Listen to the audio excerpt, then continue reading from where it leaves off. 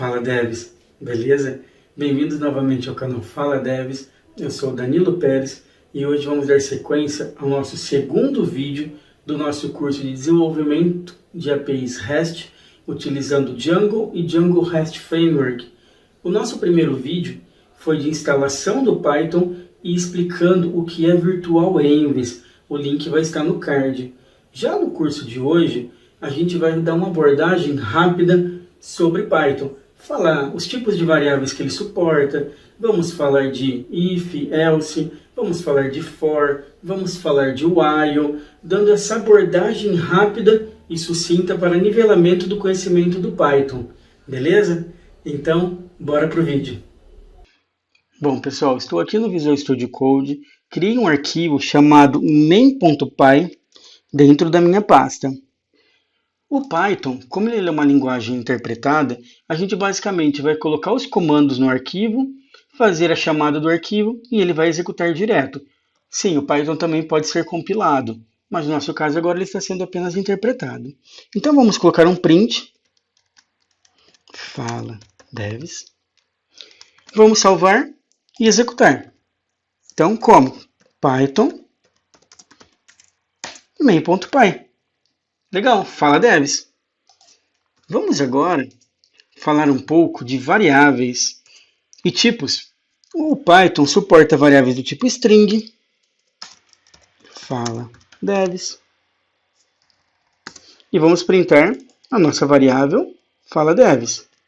Vamos salvar e executar. Mesma coisa. O Python suporta também vinteger, que recebe um número. Vamos printar ele. Nosso vinteger. Fala devs e o número 1. Suporta também float 1.23. E vamos dar um print no nosso vfloat. Suporta tipos boolean. VBool. Diferente de outras linguagens, a escrita ela tem que ser em maiúsculo. Opa, escrevi bool errado, hein? Vamos ajustar. Bool. Print VBool. E executar. Vamos mudar para falso. Falso.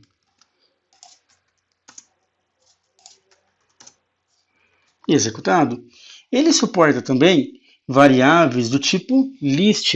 List seria os arrays. Então a gente vai colocar aqui, ó, vlist. Podemos colocar que ele recebe o número 10, o 11, o 12, assim por diante. Vamos printar a nossa vlista.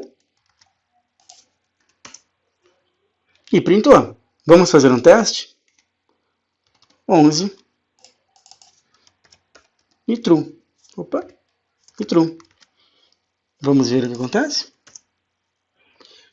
O Python suporta você colocar numa lista vários tipos de objeto. Ah, quero acessar a posição 1 do array? O 11, que está aqui. Vamos voltar ao normal. Executado. Ele suporta também variáveis do tipo dicionário. O que seria uma variável do tipo dicionário? Vdict. Ela, basicamente, você coloca chave e valor. Para quem conhece, vamos falar JSON, você sabe que você pode ter aqui, ó, ID, 2.1, nome, 2 pontos, Danilo. E vamos executar e ver o que coloca a nossa vdict. Print vdict. Colocou o nosso objeto. Vou fazer um negócio um pouquinho diferente. Sabe a nossa lista? Vamos colocar a nossa string, o nosso integer, o nosso float, o nosso dict. Vamos ver o que acontece? Vou até deixar ela por último.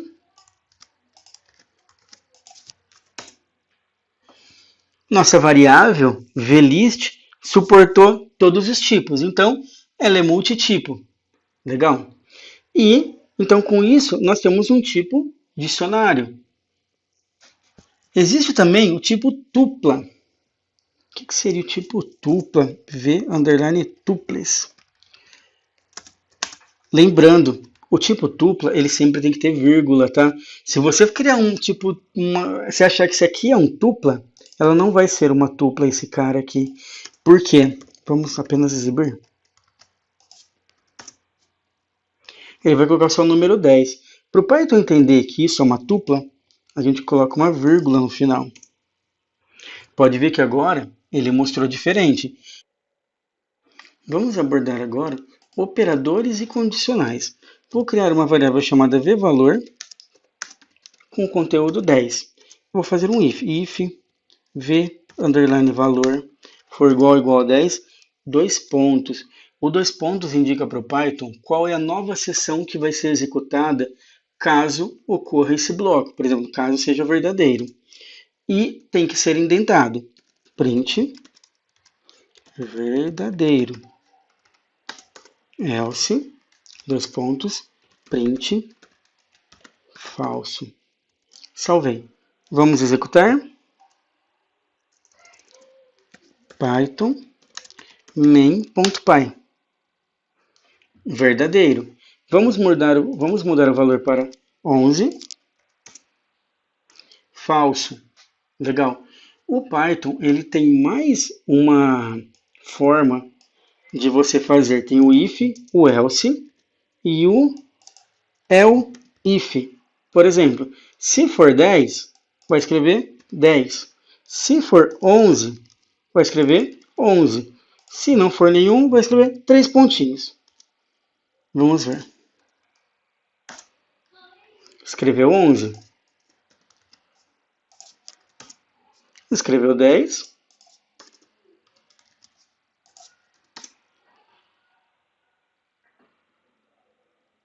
E escreveu 3 pontinhos. Agora explicando o que a gente fez. Basicamente, tem uma variável, estamos utilizando o operador if. O operador if para o Python sempre acaba com dois pontos, não só o if, o for, entre outros. Ele sempre tem que acabar com dois pontos e começar um bloco indentado na linha seguinte. Ele não tem limite de linhas enquanto tiver nessa indentação. Então aqui poderia ter vários prints. Não preciso de mais nada.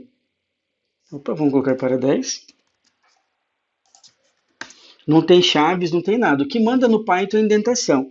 Enquanto essa indentação for válida, quer dizer que é desse if. Vamos criar aqui outra variável chamada vvalor 2, que recebe a letra A.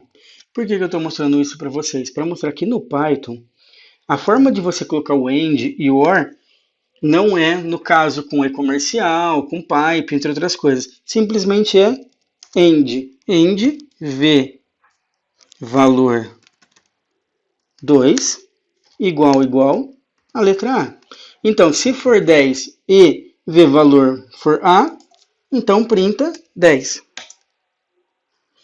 Legal? Agora, no caso do OR. Se for A e aqui tiver 11, por exemplo, o que ele vai fazer? V valor é igual a 10? Não, não é igual a 10. Mas v valor 2 é igual a A? É igual a A? Então ele vai printar 10. Então no Python, o operador E é o AND e o operador OR é o OR. Vamos falar agora do for, do loop de repetição do Python. Vamos fazer for x in range de 6, dois pontos, não esqueçam, indentação, print x. O que ele vai printar? O conteúdo, deixa eu subir aqui um pouquinho.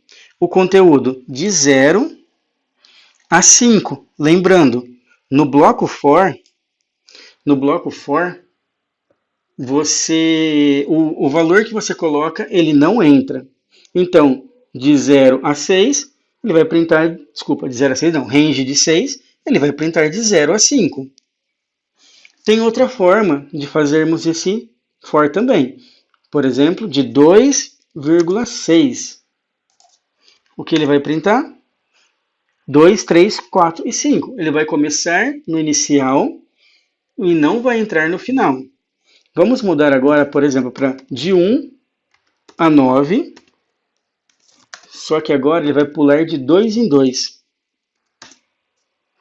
1, 3, 5, 7.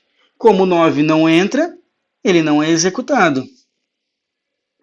O Python também tem mais uma utilidade para o for. Eu vou deixar esse código mesmo. Eu transformei ele em string. Se eu executar, o que vai acontecer? Ele vai rodar cada letra do nosso string. Ó. R, A, N, G e assim vai. Existe essa forma também. O Python ele também faz loop, como outras linguagens, em loop em array. Então vamos colocar A, B, C, 1, 2, 3, e vamos fazer o loop nessa variável agora. Salvamos. A, B, C, 1, 2, 3 e assim por diante. Agora vamos falar do while. Vamos criar aqui um contador que começa em 1, while contador for menor que 10, 2 pontos, bloco novo, indentação. Não se esqueçam. Contador recebe contador mais 1. Nunca esqueçam desse contador dentro do while. Senão vocês farão blocos infinitos. Print contador. E vamos executar.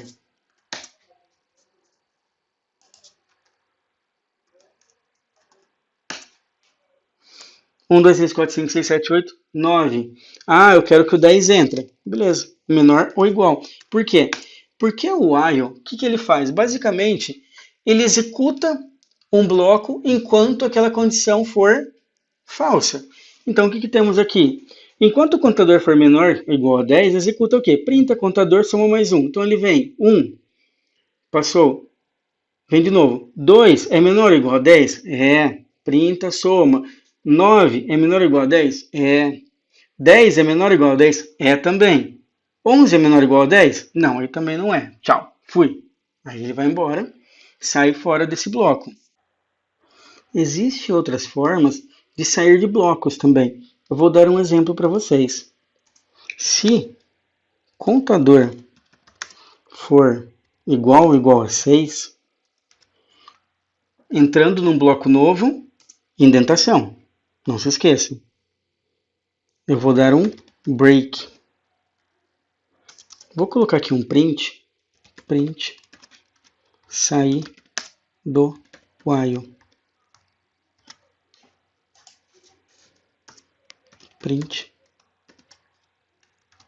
contador. Opa, print contador, que eu tinha apagado. Vamos ver o que vai acontecer se a gente executar. Ele vai fazer 2, 3, 4, 5, 6. Por que 2? Porque ele começava em 1 e aqui eu já somei mais 1, ok? Para fazer o exemplo mais parecido com o anterior, vou começar ele em 0. 1, 2, 3, 4, 5, 6. Ele chegou no 6, o que ele fez? Simplesmente break. O que seria o break? Ele simplesmente abandona o bloco de repetição que ele está em questão. Existe outra palavra reservada que seria o continue. Basicamente o continue, diferentemente do break que ele sai, o continue simplesmente fala para ele voltar. Eu vou escrever aqui a print fim desse bloco. Olha o que vai acontecer agora.